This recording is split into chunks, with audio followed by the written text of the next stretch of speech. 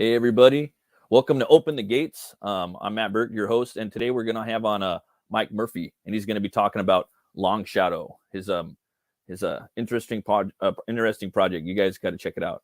Give a warm welcome to Mike. Hey, what's up, Mike? How you doing, brother? Hey, how's it going, man? Good to see you. You too, man. How's everything going with you? It's been good, man. As people who follow me on social media probably know, we've spent the past 2 months now dealing with a pretty big move across the state. So that kind of put a damper in us being able to do promotional stuff. But Right. as you can see, like we're almost done with that, so it's back on the horse. Back on that horse, man. Yep. That's awesome. Well, for some people that don't know who you are, can you tell us a little bit about yourself? Yeah. The new viewers. Yeah, absolutely. So No. I'm one half of Chibi Comics. The other half is my wife, Lynn Hernandez, and we've been a small publishing house for the better part of a decade now. And ever since we hopped into Comicsgate, we've had a bunch of successful projects. The LONGSHADOW is the most recent. There's been Samurai and Dinosaurs, The Gods Fear Me, Deep Well, and now LONGSHADOW. And as I announced last night on Twitter, and I'll be updating the campaigns in March/April of next year, we're going to do double fulfillment and get Deep Well and LONGSHADOW out the door. Ooh, nice. Double whammy, huh? Yeah. We're prepping for like 3 months of just like nothing but being extremely busy. Just full beast, full throttle, huh? Yeah, because there's stuff that we want to get going next year, and we want our plate clear of some of these long-standing projects before we launch anything new. That's awesome, man. That's a good like business plan. Mhm. With your company, you have a host of different genres and titles for people to partake in. I was wondering, like, you as a creator, I know you do a lot of different things artistically, as well as writing. What are Yeah. and who are some of your influences for those two things? Yeah, well, on the art side of things, which I don't get to do as much as I wish I could, I made peace a couple of years ago with the fact that, like, just as an artist, I'm extremely slow. So, like on the campaigns, like I'll do the covers for the mini novella, the prequel books. I'll do those, and maybe like another piece here and there once in a while. But yeah, in terms of influences, I guess my top three would be Darwin Cook, Tim Sale, and well, I guess those. Well, and also Eduardo Risso. But Risso more in terms of like the way he handles like layouts and composes illustrations. Right. I don't really take much in terms of like his style. Right. Um, like you see a lot of that with in The Gods Fear Me with what's his why am I blanking on my buddy's name? Happens to me all the time, dude. Oh no, he's gonna kill me. No, I do the same. I do the same exact thing like all the time. Right. Right, because yeah, I was about to say Raphael, but he's our artist on Deep Well. No, so yeah, like those three guys in terms of art, and when it comes to writing, uh, if I'm being honest, I pull, especially in my adult years now, like I tend to pull more from film than Yeah, comics necessarily. me too. Yeah, so like my big guys right now, well, it's always been Tarantino, Yeah, Scorsese, me too. but but like recently, I'd say over the past like 10 years, Taylor Sheridan's become like a big influence on me. Oh, okay. Yeah, Cool. yeah, yeah. Like I I really kind of I enjoy all of his work. Um, I haven't run into something of his that I haven't liked. But I think my favorite from him is probably Hell or High Water. Oh, okay. Yeah, I've seen that one. That's Yeah, a good yeah, one. yeah.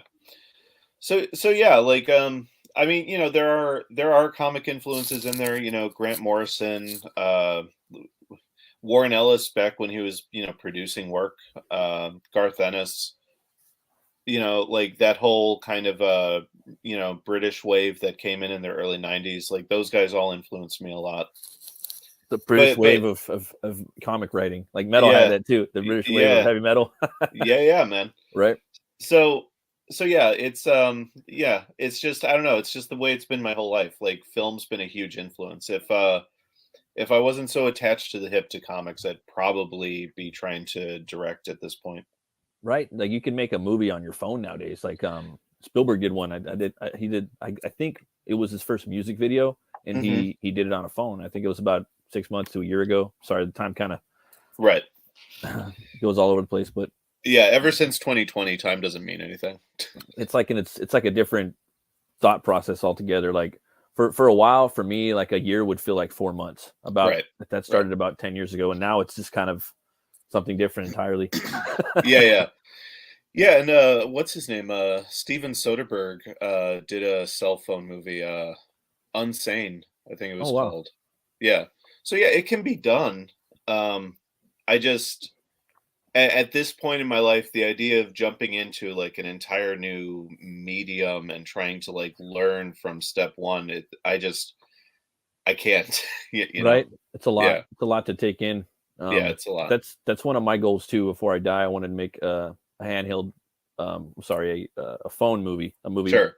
on my phone. Probably gonna be a horror because it's cheap, you know. Right. But you got to nail down like a good story, something really Mhm. scary. But it could be done, I think. Yeah. Yeah, I mean, who knows? Like, if we can continue to build our audience with the comic publishing, and if I find myself where, like, we have like two or three things in production and I've got the better part of like 6 to 9 months where I'm not really doing anything, who knows? Yeah, no, totally. We got someone in the chat. Hail Bone. Hey, Cheers. Bone. I got this right here for a boy tonight, or for a boy today. We're talking about Long Shadow. Yeah, Got a yeah, yeah, yeah. nice little tavern in there. Yeah. Gotta have that mead. Oh, for sure. Hell yeah. Absolutely.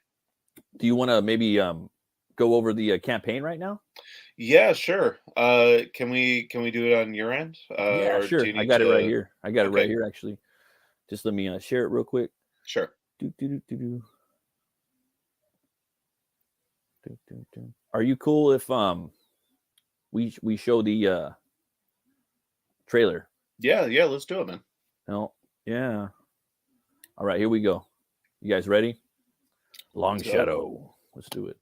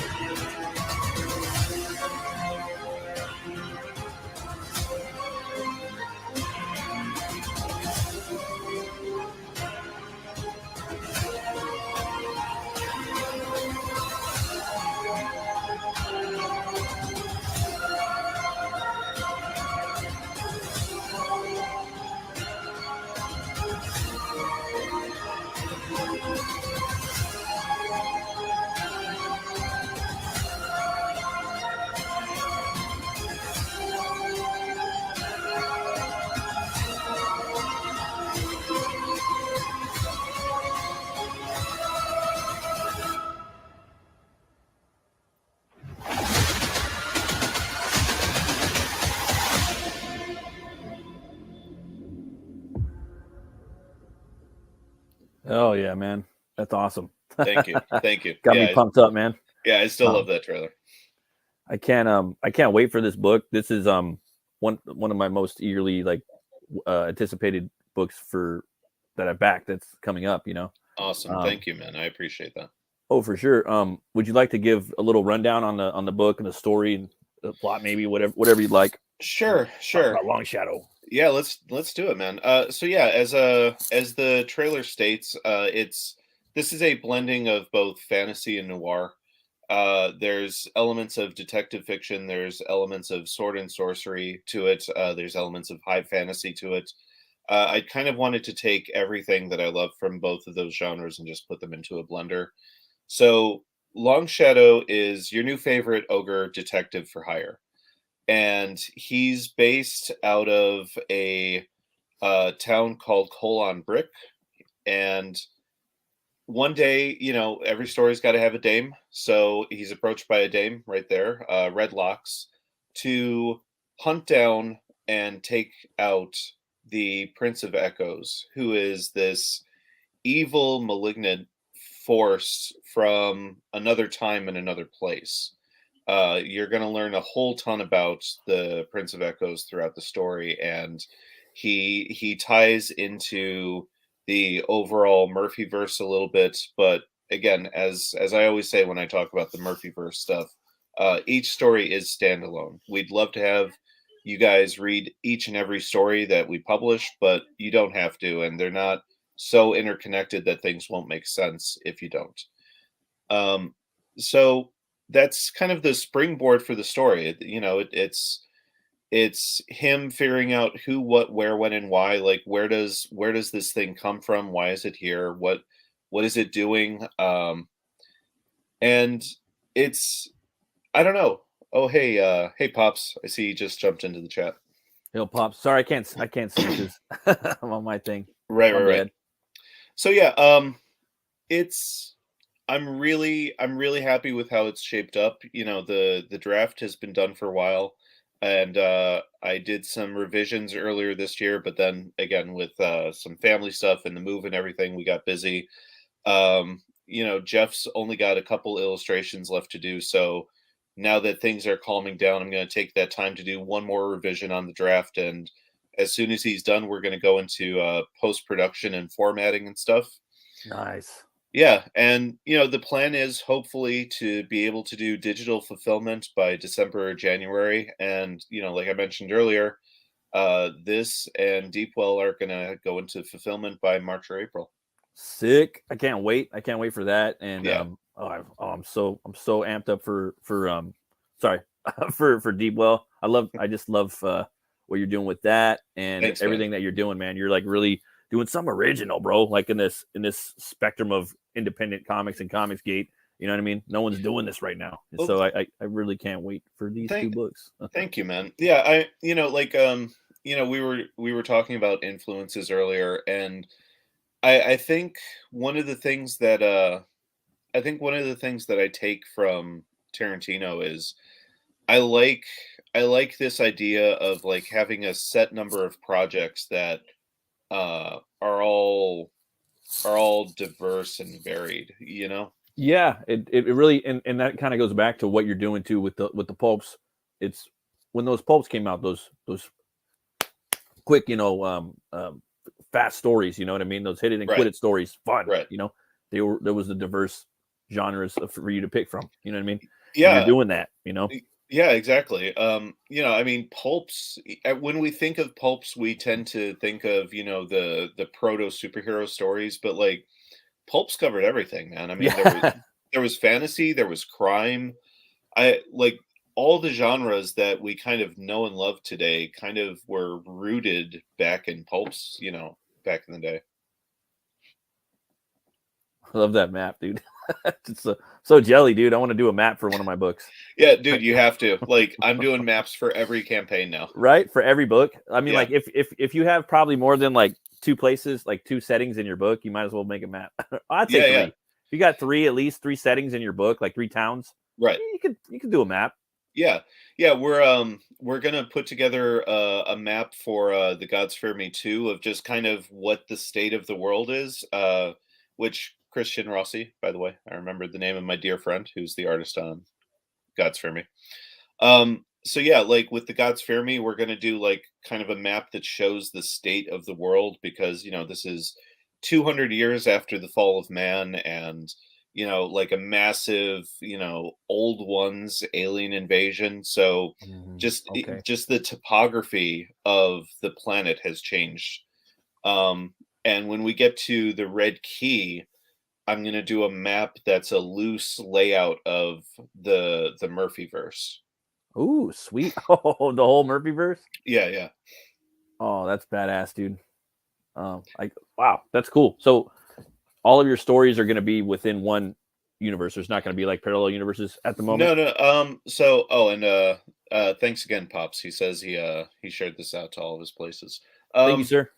Yeah. No. So to touch on the Murphyverse real quick, like it is a multiverse, but it's not. It's not a multiverse the way you've come to think of it through like DC and Marvel. It's not, there's 52 different Supermen, there's 1,045 Spider-Men. It doesn't work like that. Think less Marvel and think more Stephen King. Okay. Each universe is unique. So the world of Deepwell is its own world. The world of Longshadow is its own world, but they all exist within a Murphyverse. And so what that means is, like, one of the problems that I have with multiverse stories is there aren't really any stakes, because if something bad happens to a character, there's just another version of that character that you can pull into the story if you need. Yeah. Right. Yeah, like what was it? No Way Home, the Spider-Man thing. I still haven't. Oh, I've seen that one, but I haven't seen the new one with. Was that with all the Spider-Man? Okay, well, yeah, I still gotta watch. The new one is No Way Home. So, okay. Well, something bad, and I'll be vague about it since you haven't seen it. Something bad happens to one of the Spider-Men, and it looks pretty grim for a few minutes. But when it happens, there was never a point where I was like, "Oh, that's really bad," because I was like, even if the worst case scenario happens, they can just get another Spider-Man. You know, right? Like just pull one off the rack, basically, like a suit. Right. So, with having each universe be unique and individual, it means that there are stakes. Like if we kill off Longshadow, hypothetically, you can't just go to another universe and take another Longshadow. There is no other Longshadow. It's just him. That's good. It makes everything way more. You know what I mean? Yeah, exactly. And Yeah. on the rare instances where like we do not necessarily crossover stuff, but where like characters like interact with each other, those have more weight too, because it's one character meeting one character, not one of multiple. Right. Yeah, that's yeah, totally, man. I agree.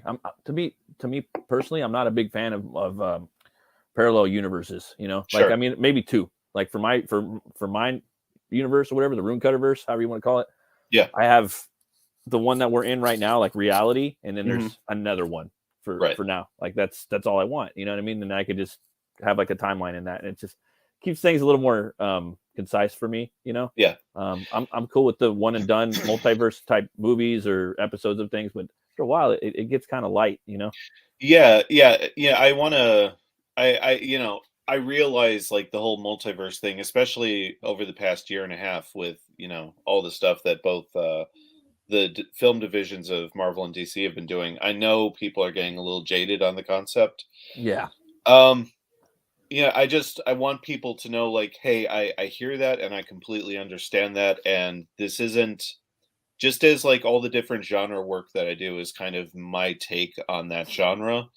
Like this whole Murphyverse thing is my take on the multiverse. It's not going to be a retread of everything that you've seen before, and it's not something that I'm going to let get played out or become overbearing when it comes to the narratives for all these books. Like the narrative for each book stands on its own. Like I said, I'd love for everybody to read every book, but you do not have to. Like they all stand on their own. It's not meant to be this one big build up to like a crisis or whatever. Right. That's cool, man. Yeah. I was gonna say, like, I could imagine this Sim's art on this. I love it. This is one of my favorite Sim pieces, probably my top favorite 3, because he's got so many that he's done for everybody. I agree. But I think he colored this all by himself, and I can imagine this as like I don't know if you're familiar with that show Primal, but yeah, that type of this artwork as like a weekly show, like with with Long Shadow. I think that would be really cool. Yeah, solving mysteries and whatnot, Yeah, I love Primal, and yeah, I agree with you. Like that's one of my favorite pieces by Sim. I feel like every time I get to work with an artist, they produce like what I feel is one of my favorite pieces from them. Like that cover to God's Fear Me #1 is still one of my favorites from Donald DeLay. Oh yeah, that's pretty badass, dude. Yeah. So yeah, dude, I love Primal, and I don't think I've ever like said this anywhere, but like one of my dreams is to have Gennady like show run something based off of one of our properties, man. Oh yeah, I think like I've been saying it too, like unapologetically, that I think that's the best show I've seen in like 10 years. Like, It is TV it show, really is. cartoon. It just entertainment value. The best. Yeah, I wanted to do a show where we do a deep dive like every episode, me and Brian Christgau, and he's like, "Down, but we haven't done it yet, but that's something that's in the works because I don't know if anyone's really doing it, but I want to do that." So yeah, man. Like I didn't even again because with how crazy this year's been for me, I didn't even know season 2 dropped. So we have to get caught up on that, brother, man. you're gonna flip out, and yeah, if they do another one, well, it's gonna be something different. But I don't want to spoil it. I'm just gonna shut up. But okay. Cool if we go through some of the tiers about this. Yeah, let's go for it, man. So you got the swag bag, brother. Let's talk about that. Yeah, absolutely. So we do swag bags with all of our campaigns, and this is where you're going to get the most bang for your buck. So this time around, the swag bag comes with a copy of Long Shadow, a copy of the prequel novella, a Long Shadow trading card, a print of the map, a Long Shadow sticker, and a poster of the cover. That's awesome, man. That's like a fully like interactive experience into the world of Long Shadow. I think that's the Absolutely. one I backed too. When I saw that, I was just like, "Whoa, this is awesome! I can't wait to get this." Absolutely. And it's a cool way. Like I like the whole swag bag thing. I think you did that with Deepwell as well. Yeah. Excuse me. Yeah, we try to do them with all our campaigns. It's the tier that I have the most fun with because I like the idea of like sending out backers just like a big like you know when you get like a Gemini mailer from a campaign and it just you can tell it's just the book. Yeah. I like the idea of like sending out like a stuffed Gemini mailer to our backers. Totally, bro. Like a lot of people, I don't know, 50-50 maybe, they just want the book. But I'm one of those guys. I was talking yesterday. I think it was, I don't forget. I think it might have been Devil Flyer, but Rex. And I was saying I like to get a lot of stuff in there. I like the tchotchkes, feels like It's Christmas for me. I go work my 9-to-5 job and do this and that. And then sometimes, I'll get a little something in the mail, a little gift, and it might be from a campaign that's, I forgot about. And I open it up, boom, and it's got all this stuff in there, and it's just like Christmas, bro. It's like my birthday. Yeah, like we last week we got our Mavericks order in, and I'm jealous, man, because like that was an entire box full of stuff, man. It was ridiculous. Oh, I can't wait, man. And what he's been doing with his campaign and the way he's just been setting up his whole the way he's been running everything, it's very surgical, I would say. And very surgical. Focused. That's a good term. I can't wait for that. So you got the Long Shadow main cover right there. What I like about your campaign is it's got all this artwork, man. You know what I mean? You got Preston Azevedo art right here. You can get the alternate cover. People can get that book right there. You can get the sim cover as well. I mean, this isn't the artwork, but the different covers. Both covers right here. Digipacks, you can get the whole Murphy verse right there and get caught up on that. Love that Kelsey cover. I think that's one of his best pieces I've ever seen, by the way. Yeah, absolutely, man. Yeah, we had physical editions of the Chibi pack, but that sold out, and we have to go back to print on Samurai. So yeah, whatever our next campaign is next year, there will be a fresh physical edition of the Chibi pack. Hell yeah. And then you got this Preston, these sets of Preston cards. I think people are missing out on these. This is like, I think Preston's one of the best artists like alive right now. Yeah. That's doing what he's doing. And yeah, you guys need to jump on these. I don't know if anybody really knows about this, but you got the this pack right here, this pack right here. And I mean, for someone like me, like I'm not an artiste, but I like, Mhm. you know, I'm an artist, dude, you know, and I'm learning, and I like seeing art on campaigns. I like, you know, if people could do it, it's do Right. it, you know. Right. Um, Yeah. I mean, Preston's the best. I mean, we call him Best Preston for a reason. yeah, And yeah, like one of the 3 cards sold, but we still have these 2 available. And yeah, you know, I felt it was a great way to get some original art from him, and you also get both the book and the prequel. So and people love that. I've seen that on, I forget who, but people are like, dude, if you're gonna have an original art, put the book in there, you know, because right, usually you know the original art will go from $100 to $500. You know what I mean? right, So if you right. throw the book in there, it just makes it a sweet sweet. I call it a birthday pack. You Yeah, know what yeah, I yeah, mean? yeah. So we got some art right here too. The Prince of Echo Strikes. You can pick that up too.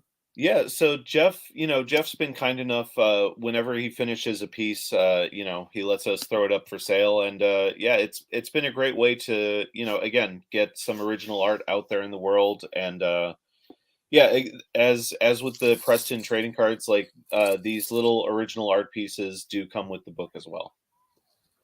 Sweet. And I'm just gonna run through them real quick. So we got the Demon Amun. I'm not sure how it's pronounced, but we'll Yeah. find out. Moon. Original art, Amun.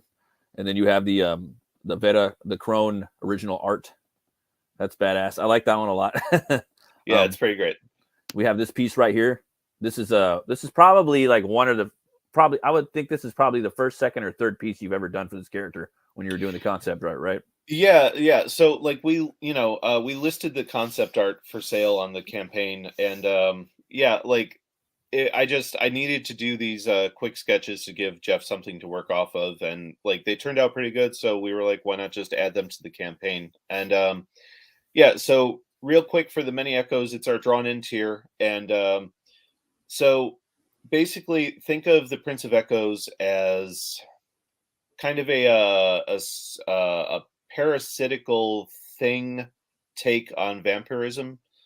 Instead of blood consumption, like he physically drains a person's soul or spirit and is then able to inhabit their body. Sounds like my So old boss. yeah, I'm sorry. exactly right. Um, Um, so you know, there's going to be a point where we see most, not all, but most of his previous incarnations, and that's where you have the chance to be drawn into the book. that's that'd be sweet. I'd love to be in this universe. And then of course I did a piece too. Yes, you Um, did. I did a. I was just inspired by that book, and I don't know when you sometimes when you do a piece, like it comes to you really quick, Hmm. Hmm. and yeah, I don't know. Yeah, I don't like now. I don't fight it. I just like let my hand do that, and sometimes it'll be it's just different every time, you know. And right, right, I right. freaking love it. You got the Yeah, no, prequel. Oh, it's sorry. great, man, and I really appreciate that piece. Oh, thank you. And then we got the prequel novella art, original. Hmm. That's nice. That's by you, right? Yeah, that's the one piece that I got to do for this campaign.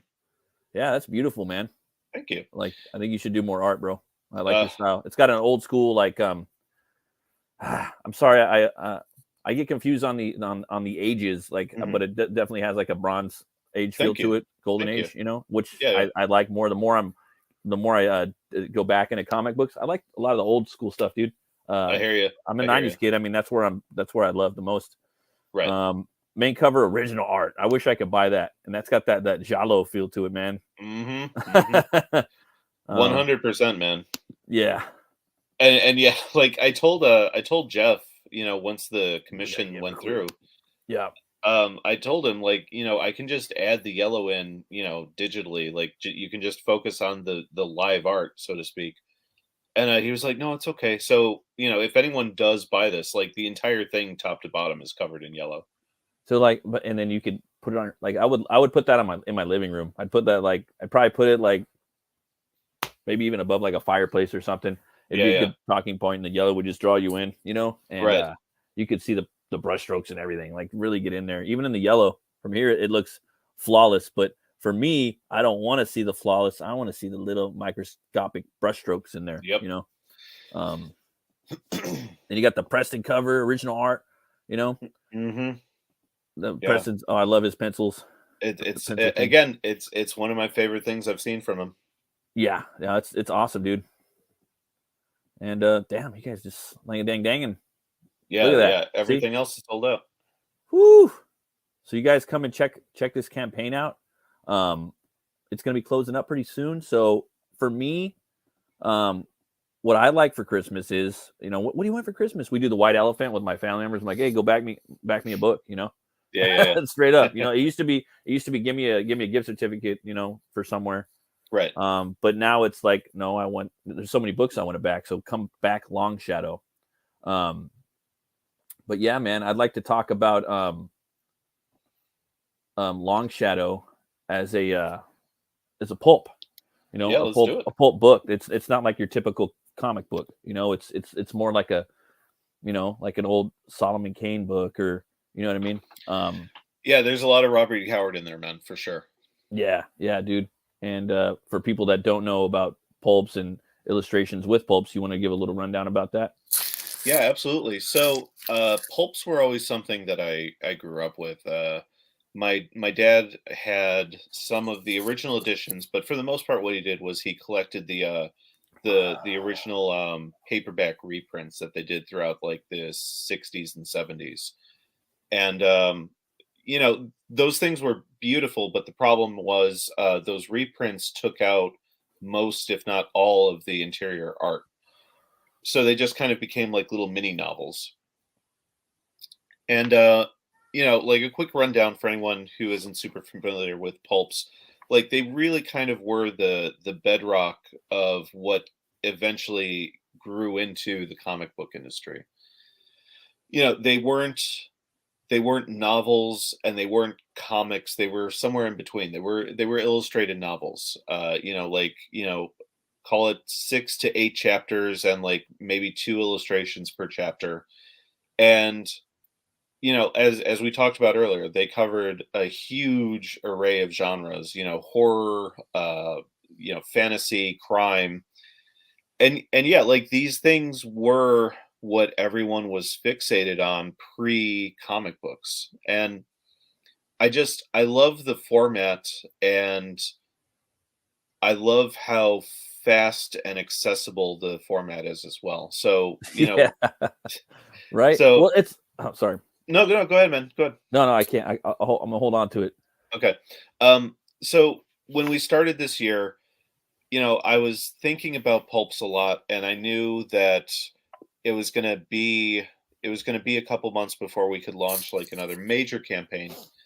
So my mind turned to the idea of pulps and like what would modernizing it look like? Like how could we bring that format back without people associating it with, like the Shadow or again, like the Robert E. Howard stuff? And so this really is my stab at that. And I think we're pretty successful at it. I mean, obviously that's for the readers to decide. But again, I'm happy with how the text itself is shaped up. And like I'm at that point now where I can't wait to start like formatting the pages and like dropping in Jeff's art to the chapters. Yeah, totally, man. Like right now, I'm not reading too many books. Like I have a stack of books that I've backed, and I'm reviewing some. I got a couple of mainstream. I got the Last Ronin. I haven't read those yet. I got 4 of them. Right. Right. But when I'm reading, I'm reading Robert E. Howard's Solomon Kane, The Savage Tales. And again, I've said this many times, you get on Amazon for like $10-12. And that's what I'm reading, man. And when you're reading those short stories, they're over before you get a chance to even think about them. And they're so packed, you know what I mean? And so you're craving more.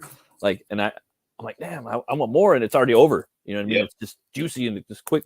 Like people just need to know, like, about the pulps. They're quick, fun, entertaining stories that you get in and you get out, Yep. and it hits you like a ton of bricks. It's just like a 1-2, and like you get in there, and that's what's all about, man. And it's really cool that you're taking your stab at this, and that's something that I would like to do someday in the future. I think that would be really fun. You know what I mean? Because you could really, I don't know, man. Like you guide them a little bit, but you don't give them too much. With comic books, you do a lot of a lot more guiding, but you hit them with the splashes and the bigs, and they have to fill in the in between on the sequential art.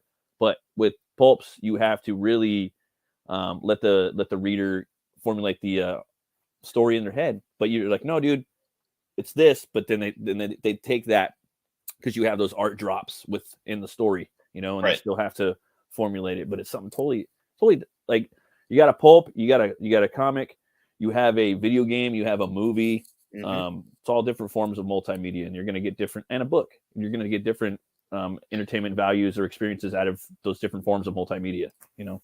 Yeah, I think, you know, for anyone that's like never read like a pulp story, I mean, number one, as you said, like go, you know, hop onto Amazon and pick up like all those Robert E. Howard collections. You know, his is like, what's cool about Howard is his estate, my understanding at least, his estate is making sure that reprints of all of that stuff is available in perpetuity.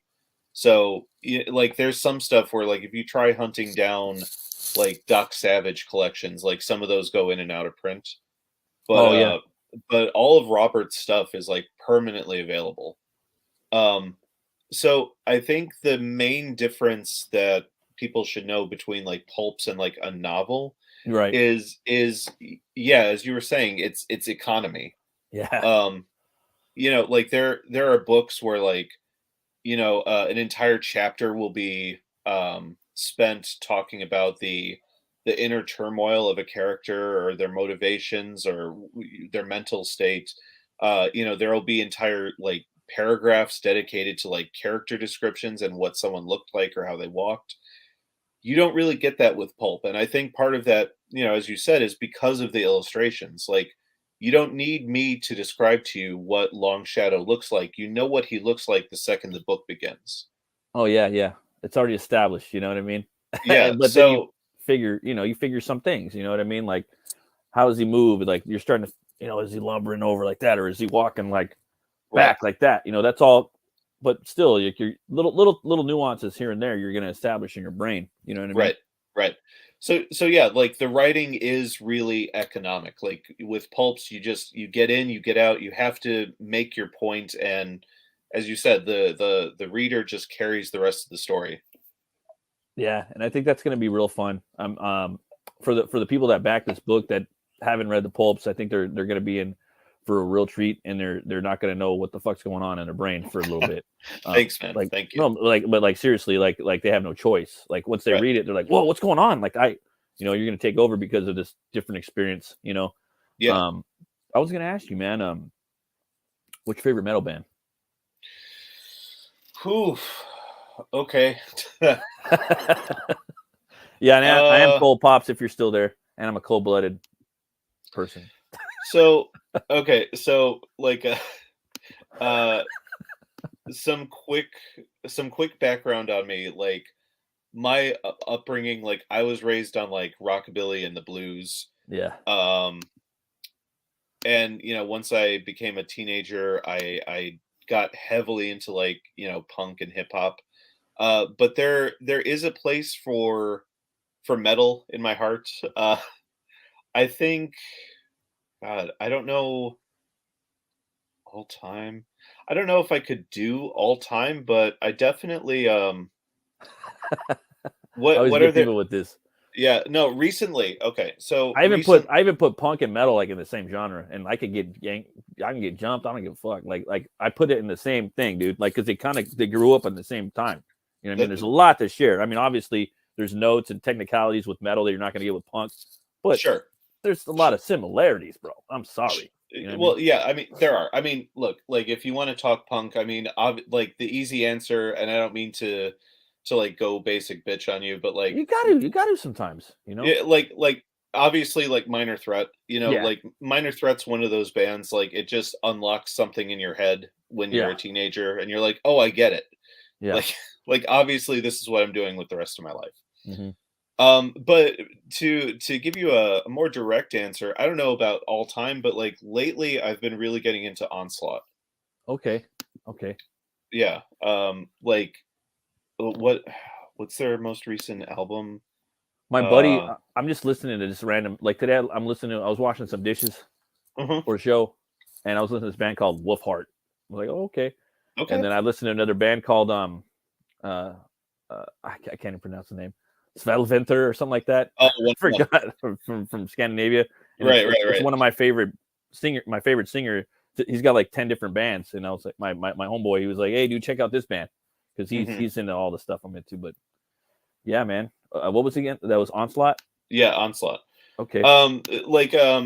If anyone's ever checked out like Razor Fist videos, like he'll have a song or two from them play during the credits.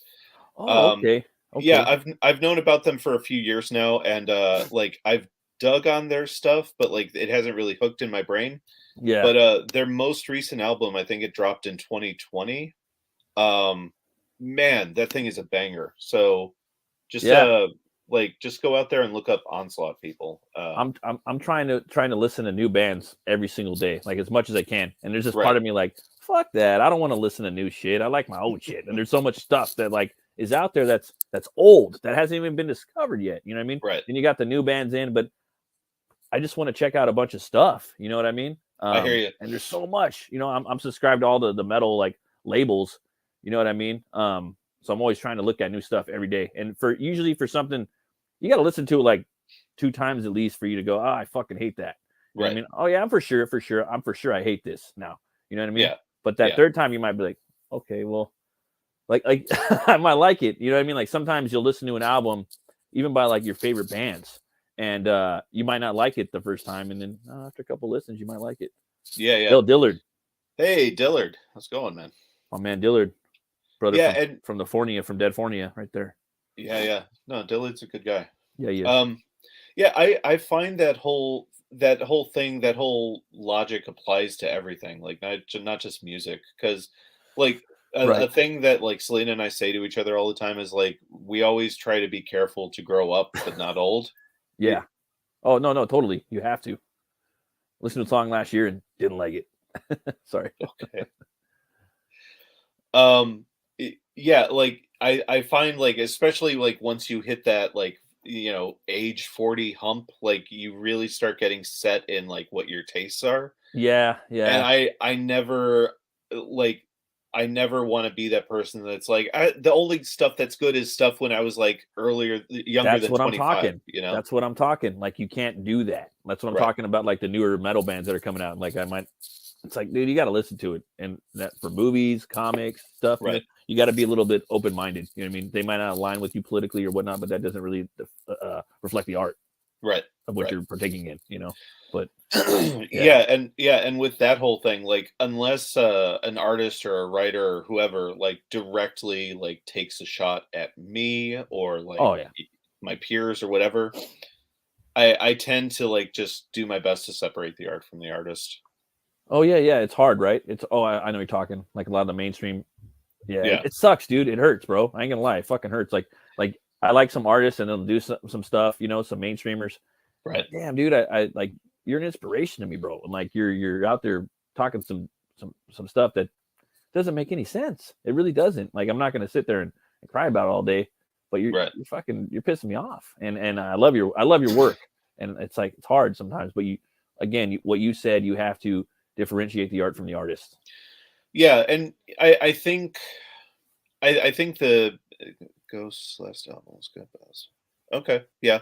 I'm new to this the live stream and stuff, so it's all good, man. And figuring it out. Yeah, it's I mean, look, they don't make it easy, right? But I think a lot of it is keyboard courage, and like they realize that they can say whatever they want on social media because there's no repercussions, right? I honestly do believe, and I know other people have said this, but like if with most of these people talking the amount of trash that they talk, like if we just sat down with them in a bar or like, over like dinner or something, I guarantee you most of our differences would be ironed out by the end of the night. 100%. Because behind the computer, there's like, da, da, da, da, wah, wah, wah, ah, da, da, da, da, da. Like, and in real life, it's like, hey, dude,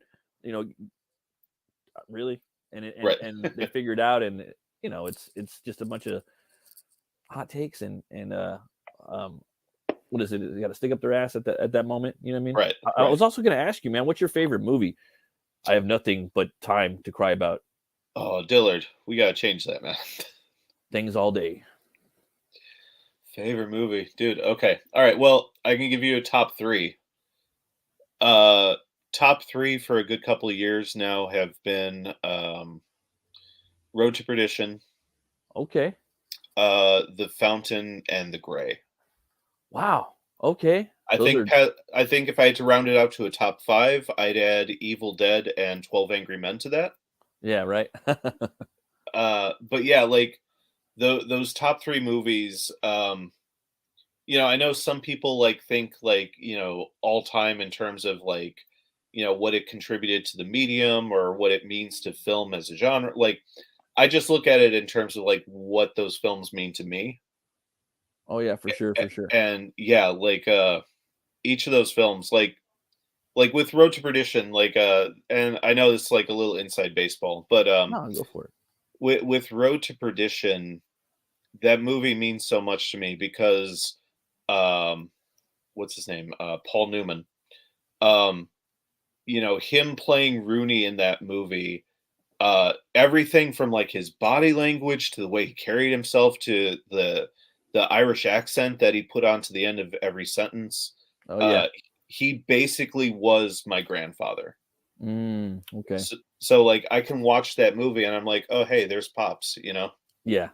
Uh, so yeah, it's stuff like that. Like they may not technically be the best movies ever made, but like they mean the most to me for Oh, different reasons. definitely. Like that movie, The Gray. I Oh, think The I seen that Grey. in the movie theater, and Hmm. I was on. It was night before last. I was on real quick. I think it was Amazon Prime, and there's all these friggin' Liam Neeson movies, Yeah, yeah, and yeah, I'm yeah. just like adding them to my view list, and I'm just like, damn, am I gonna put out a tweet like, who likes fucking Liam Neeson around here? Like, I love Liam Neeson. Like, I Yeah, love yeah. watching his movies, and they're all from the prototype of Taken. Taken. Yeah, yeah. And dude, I loved him back in Darkman, bro, and Rob Roy. You know what I mean? And I got him, and I got my Peyton Westlake toy from Darkman. He was just Yeah. really cool. Um, Yeah, yeah, man. The Grey I'm not gonna lie. I'm not gonna lie either. It was the first time I heard Perdition as well. probably me too. Yeah, yeah. So with The Grey, like what's funny about that is like I really had to be sold on that movie by an old friend because I like Taken. I'm not Mhm. ashamed to admit I like the Taken movies. Yeah, me too. But you know, I made I made the snap judgment of like, oh, that's just Liam Neeson fighting wolves for 2 hours. I don't need Me to see too. that. I mean, And an old buddy of mine was like, you don't understand. You like it's yeah, not that. I yeah, know it's being marketed as that. It's not that. And yeah, watching it, I was like, oh, and I understand people's like negative reaction to The Grey because they go in expecting Liam Neeson beating the piss out of wolves same for thing 2 hours. with the Northman. But Right, yeah, right. Yeah, exactly. The Northman's another example of that. But yeah, like you watch it and you're like, holy shit, this is just this meditative piece on like what it is to be a man and survival and like the ravages of life. And yep, I like just my brain wasn't ready for what that movie actually is. yeah. No, it's a study on all of those topics of contemplation, and this wolf's gonna eat me. You know what I Yeah, mean? And yeah, I thought, in retrospect, I look back and hated the ending, but then as I age, that ending is yeah, yeah. No, is very dude, satisfying. that movie that movie spoke to me in a way that few movies do. So you got the gray. You have what were the other two again? The Grey, Road to Perdition, Road to Perdition. We covered that, and and The Fountain, the which Fountain. And that's with Hugh Jackman as a Darren Aronofsky movie about the Fountain of Youth, right? yeah, yeah, yeah. I know people got a thing about Aronofsky. I don't mind the dude. And yeah, like I got a lifelong thing with death, and that's all that movie is about. Yeah, yeah. And the other reason like it's a top 3 for me is like we saw that shortly after we moved to Portland. And Mm. so Selena and I are in the theater and it's cleared out, and we notice like maybe like 4 or 5 feet to our right, there's this like older looking woman standing in the aisle and just watching the credits play out. And the credits finish and we get up and we're leaving, and like she comes up to us and she's like, well, what did you think of it? And we start talking to her about it, and a couple minutes into the conversation, she reveals to us that she's Aronofsky's aunt. Yeah. Yep. Yeah, and like giving like not just making the claim and not backing it up. Like she She's was ninja showing that us, movie. yeah, like she was showing us Yeah. stuff on her phone, and like she was telling us like personal stuff about their family. So it was just this really like weird, like disconnected moment of like, holy shit, we're talking to Aronofsky's aunt. You know? Oh yeah, totally, man.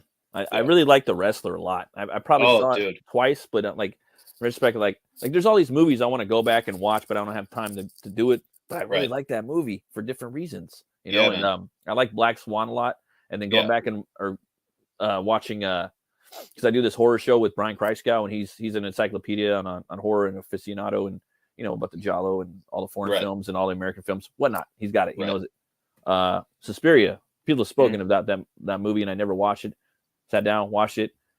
Pretty scary, but the end is really scary for me. Yes. I mean, it's an Yes. attack on the senses. But when I watched that, it made me think of Black Swan, and I was like, I wonder if he got it. It was the whole ballerina aesthetic, you know. But Yeah. he was gonna Yeah. do Batman. He was gonna do Batman, dude. And I think that got- would have been cool. Yeah. I would have watched you know, the shit out of that. I mean, look, I love the Nolan movies, and Nolan himself, like Nolan's my guy. Yeah. But like I would have taken an Aronofsky Batman film just to see how crazy it would have been. Yeah, like I was down with that Reeves movie. You know, I know there's a whole Batman gate, but I was like, hey, I'm cool with the low tech Batman. Fuck it, kind of Streets. Kind of reminded Right. me of the Streets of Fire. Did you ever see that Right. one? Yeah, I did. I like that movie. I like the little street fights and the they're using the ice picks and the Yes, the ice picks. the ground. Was it yeah, and then the rock and roll feel of it too, but it's not a real world too. Mhm. And some it's like an 80s rock and roll like street 1940s movie, and it's really Yes. dark and gritty, and there's I don't know. I think like it's almost in the vein of The Crow in some weird way, where it's like an I can see alternate that. take Yeah, on that world. You know what I mean? Sure. But yeah, man. So that's kind of why I like some of the stuff of the new Batman movie. I didn't. Mhm. I mean, I thought it was cool, but I don't know. But I guess there's this new thing where they're gonna have. I don't know if you heard the news. They're gonna have one Batman. Zaslav is gonna just say. He just said that there's gonna be one Batman now. Right. So I don't know if right. they're gonna whittle it down to him or Affleck. But I'm interested. Yeah, man. I don't know. I liked the Batman. I don't know that I can say I loved it. Yeah. Yeah. I'll be honest with you. My biggest yeah. issue with the Batman was Gordon. Okay. Because Gordon, like, I love that actor. I can't remember his name. Joseph Wright, I think. I can't remember his fucking name either. I'm something sorry. Right. Yeah. Yeah. Something escapes right.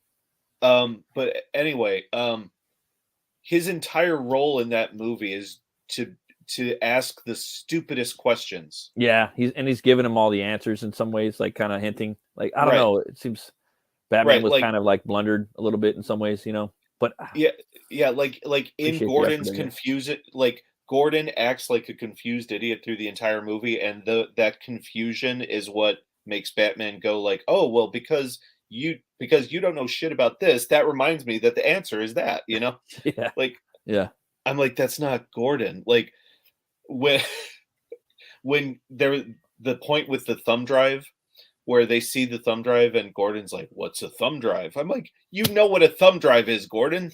yeah. Like there was some of that in there, and I think the attempt of trying to make him a Watson and make it a Batman greatest detective movie, and Right. I don't know. I thought that was Right. cool, but again, everyone knows it was a lot of like playing dumb between the two of Right. them. You know what I mean?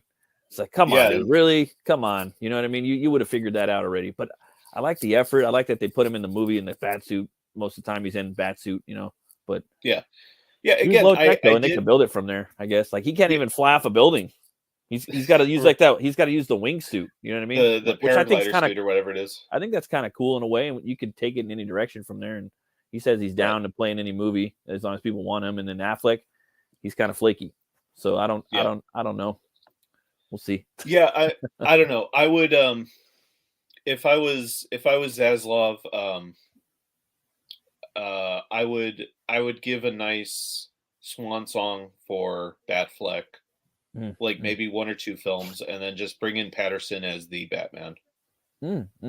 Yeah, it's crazy. I love hearing different people's takes. Like I don't really know what I would do if I was Zaslav. Some people are saying like finish out the Reeves trilogy, bring Batfleck in, fire Batfleck, fire them all, get a new Batman altogether. Like I'm hearing all kinds of different stuff. Because as you said, like Affleck is so flaky. Like, sure, you can probably get him back for 1 or 2 movies, but if Zaslav is and what's his name, Gunn, if they're literally trying to build an entire new universe out of the ashes of the Snyder stuff, I don't see Affleck sticking around for the better part of another 10 years. No, and like to be honest with you, Battinson, I never watched any of his movies before. I just seen kind of like bits and pieces of his indie stuff after the Twilight stuff. I never watched any of the Twilight stuff. I was watching the Underworld movies instead, which is very similar. Sure. But I was like, hey, you know what? I don't fucking hate him. He's pretty big. He kind of reminds me of like a Neil Adams Batman. You know what I mean? He's tall. He's like one of the taller Batman in the movieverse. You know, and he's got a big head, but he's big. You know, he works out a little bit. You know, and he says he's down to play the role. So again, you could take the role in a lot of. You could take it anywhere because they grounded it. I said the same thing about Batman Begins. They could have taken the franchise in any direction after that, more fantastical. Anything they just that's what I like. I think like for me, I look at it like the Batman. It's almost like a sequel to Batman Begins a little bit in some ways, but not a little like, bit. Yeah. You know, I was gonna ask you, man. What's your favorite brew? Oh, sorry. What were you gonna say? No, I was just gonna say, like I always tell people, like the best way to watch the Batman is to watch that animated Batman Year One and then watch the Batman, because the Batman has tons of stuff from Year Two in it. Tons of stuff, right? That's brilliant. And there's a lot of Frank Miller stuff in there, you know. For me, like I ain't gonna lie, like I like or dislike movies for the stupidest fucking reasons. You know what I mean? You're like, really, dude? Are you serious? Like for me, you know, like for me, it was kind of long. But the main thing that got me was they jam-packed all of the fight scenes into the first 20 to 30 minutes of the movie. And what I liked was there was gangs in there. There was a Joker gang in the beginning, which that was a Joker gang because he's a street slanger. Yeah. He's a street slanger. Yeah. Like from what you gather with the, you know, the behind the scenes stuff where he's doing the whole Hannibal Lectering. So there's that, and then you have the Penguin gang. There's a Penguin gang in there. So this is all Arkham City video game esque. And then you got the Riddler, like, you know, the Riddler gang at the movie. So I don't know, man. I think with a 3-hour movie like that, they should have spread out the action a little more. And I like what they did with some of the action. I like how Batman isn't a ninja.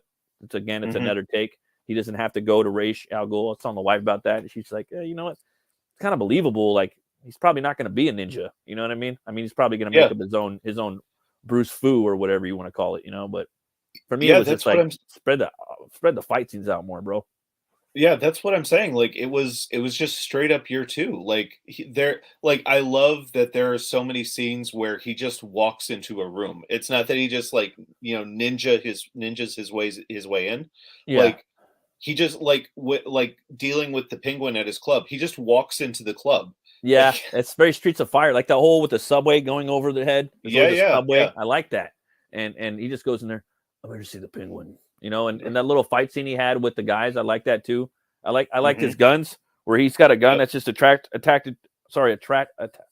to his arm where he can shoot up. That's his grapnel gun. Right. Then he's 6-shooter. He has a 6-shooter gun on the other one. We're strictly for shooting at people, shooting people only with the grapple, and he pulls them. You know, I thought that was kind of cool. You know what I mean? I wish he would have glided a little more, like with the wings. I don't like the bat. Sure. Like the bat suit was 100% believable, and I give him an A for effort on like the glider suit. Like that. Yeah. Like if there was a Batman now, if it was a crazy vigilante, it's probably what he would have. But I wanted to see the gliding, like they did it. They nailed it in Batman Begins. But and then the Batmobile, there wasn't really anything special about it.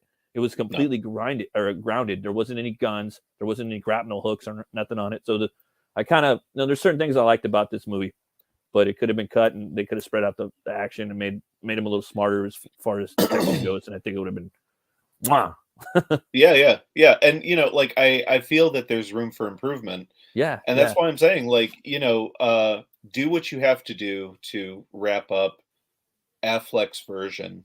Yeah. And then just let this guy grow into the role over the next 10 years, and I bet like by the time like we're up to like whatever his last appearance is going to be, he'll be incredible. I think he could be a cool Neil Adams Batman. Like if you get him in the suit, like he's got the build for it. That athletic tall build. Affleck's perfect. He could be any buff Batman. Like that's who I want, but you can't depend on the guy, Phil. I gotta ask you though, man, what's your favorite beer? I mean, if you do drink, or what beer or whatnot. Yeah, I don't drink much. When I do, Yeah. I'm a Guinness guy. Oh yeah, love me some Guinness. I'm a Guinness guy. But like honestly, like I'm more of a whiskey guy. Yeah, me too. I Yeah, mean, I like them both. like Knob Creek is Knob Creek my drink of choice. Yeah, that's fire. I like that one a Yeah, lot. I like the Bullet. Maker's Mark's pretty good too. Maker's Mark's good. Right now I got a bottle of Kraken rum. That stuff's pretty good. I mean, it's not I don't know. I like the rye a lot though. Okay. I've noticed with like a good tequila, decent rum, like for me, Kraken's like mid tier to low tier. Then you have Bullet's a good mid tier. It was better for a while because they had single batch numbers on the bottle. But Sure. man, whenever I get a little scratch in my throat, I just like fill that up with like let's get one ice cube in a nice tumbler. I don't take any medicine. I try to stay away from all medicine whatsoever until I get like really sick. I just try to like push through it, dude. I mean, maybe I'll do a Tylenol or something, but sometimes, dude, just that it'll knock it right out. Sure. But I was going to ask you, man, is there anything else that you'd like to say about Deep Well that we haven't covered yet? Well, with Deep Well, once fulfillment's over, I know like with the first couple of campaigns we did leftover campaigns afterwards for the first printing. I think what we're going to do moving forward is we're just going to have what's left of the first printings when we do the campaigns for book 2. Oh, okay. So with Deep Well and then with Long Shadow, what's ever left of that first printing, when we do Deep Well 2 and Long Shadow 2, like we're just going to have that first printing in the second campaign. Oh, that's dope. I meant to say Yeah. Long Shadow. I don't know why I said Deep Well. I Oh, fucked that's up in my okay. head. But I do want to know about Deep Well. I hope I don't know if there's more or not. I don't know the type of story, like how it's going to end or whatnot. But I think it would probably be a continuation eventually, from what I gather. Yeah, it will definitely be a continuation. We had again, like there's specifics I can't really get into, but we had some production issues. That's why by the time we head into fulfillment, it's going to be about like almost 2 years past when it was supposed to have shipped. So I do thank people for their patience on that one. Hey, it's And crowdfunding, man. That shit happens sometimes. yeah, That's it's gonna happen. Like especially if you're a showrunner and you're having to deal with different issues of printing and artists and all kinds of stuff. There's all kinds of things that go on, and it's crowdfunding. there What I mean? That's there the way is I look all at it. kinds of things. There's crowdfunding, and then there's you're doing pre-orders. And like that's for me. I mean, that's how I see it. You know what I mean? So Sure. But what I would. Sorry, what were you saying? No, I was just going to say, but to reassure people, and I've said this on the campaigns themselves, like heading into the Gods Fear Me 2, Deep Well 2, and the Red Key, and Long Shadow 2, whatever that's going to be. Like we've taken precautions to help mitigate what's gone on the production end of things, and so the delays shouldn't be anywhere near as big heading into those books. Sweet, man. What I would like to say too is about like Deep Well and Long Shadow. What we're talking about mostly here today is that the respect from the origin of sequential art and where the comic book came from. You're doing the dime store novel too with Deep Well. You're doing the pulp with Long Shadow. It just takes a lot of balls, dude, for you to even do that, and expose to like our generation, and the ones before that to even this type of multimedia, man. And I just got to give you props for that, dude. I know when they come out, people are gonna get their minds blown. So thanks, man. Yeah, I mean, thank you. It started. We did. I illustrated a prequel mini comic for Samurai and Dinosaurs, and again, like I'm like I can't do this. I'm too slow. So heading into the Gods Fear Me, I started thinking about dime store novels and the pulps, and I was like, well, I could do a little prequel novella, and the reaction to that one for the Gods Fear Me was pretty positive. People dug it. yeah, And so I was like, okay, well, this is the format now from now on. Like there's the main book, which will be a comic, and then we'll do a prequel novella that'll emulate the pulps and the dime store novels. And that was part of it with LONGSHADOW. I was like, I'd written 2 at that point with, Deepwell and The Gods Fear Me. And I'm like, why don't I just do a full-on pulp novel? Like, if people are digging it. And yeah, man, I really do think people are going to be happy with the results. Oh yeah, me too, man. I know I am. I'm eagerly awaiting both of them, dude. I can't wait till they come in. And yeah, man, you're putting out good stuff. Is there anything else you'd like to say about LONGSHADOW? Yeah, so we're gonna be closing up sometime before the end of the year. I don't have a specific date because a lot of it is dependent on getting some last minute promotional items. One of them, I mean, we've announced it. One of them is a piece from Kelsey Shannon. Ooh. Yeah, first time working with us since Samurai and Dinosaurs, so I'm looking forward to that. And there's another artist or two who are doing some promo work for us. And so until I have that, I can't give a specific date when we're closing, but it will be before the end of the year. So if you've been on the fence about LONGSHADOW throughout 2022, like, this is your shot. Pick it up. Hell yeah, man. Get out there and get those books. Get them for Christmas. You're going to want them because they're going to arrive like pretty quick. So yeah. Definitely, man. Well, where can everybody find you, Mike? Yeah. So as far as social media goes, I do Twitter and TikTok. They're both the same address at chibi_Mike. And on YouTube, you can find me at the Chibi Mike, all one word. With the moving and everything, production on videos has been slow, and that's being kind. But I'm wrapping back up production now, so I'm going to be doing some more interviews and some more original content. So Be sure to give me a follow over there. For sure, man. Well, thanks for coming on, man. This is like my 10th show. I'm new, like even creating content. This, I'm still learning how to do this myself. I've had a channel for a bit, but I really appreciate you coming on, man. I love talking LONGSHADOW with you, brother. Yeah, likewise, man. It's always a pleasure chatting with you, man. Thanks for having me on. Oh, hell yeah. And thank you for everything you've helped me out with Butch CLEAVER throughout the years. I really appreciate it, man. My pleasure, man. Hell yeah, man. And thanks to everybody that watched and came in and chatted and whatnot and shared it out. I really appreciate it. Everybody remember to be bold, be brave, and roll the bones to know your role. You guys have a great day. Bye-bye.